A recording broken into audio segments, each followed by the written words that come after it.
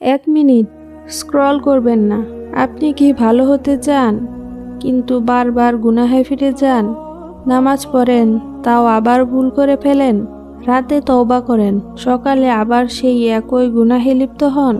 তাহলে বিশ্বাস করুন, আপনি একা নন। অনেক মানুষই ভালো হতে চায়, কিন্তু নিজের নফস আর শয়তানের সাথে লড়াই করতে করতে এক সময় ক্লান্ত হয়ে যায়।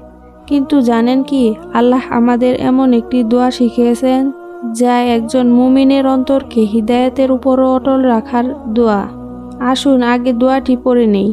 রব্বানা লা তুজিগ কুলুবানা বা'দা ইজ হাদাইতানা ওয়া হাব লানা মিন লাদুনকা রাহমা ইন্নাকা আনতাল ওয়াহ্হাব।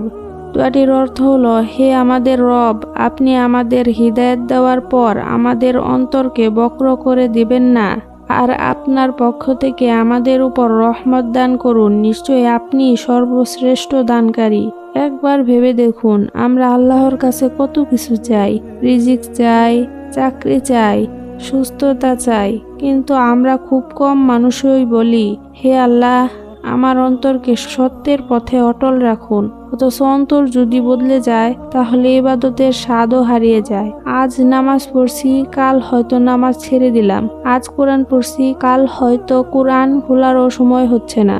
এই দোয়াটি শুধু মুখে নয়, চোখের পানি আর ভাঙা হৃদয় নিয়ে আল্লাহর কাছে পড়ুন। 5 ওয়াক্ত ফরজ নামাজ শেষ করে এই দোয়াটি পড়ে আল্লাহর কাছে মিনতি করুন। বলুন, হে আল্লাহ, আমি ভালো হতে চাই, কিন্তু আমি দুর্বল।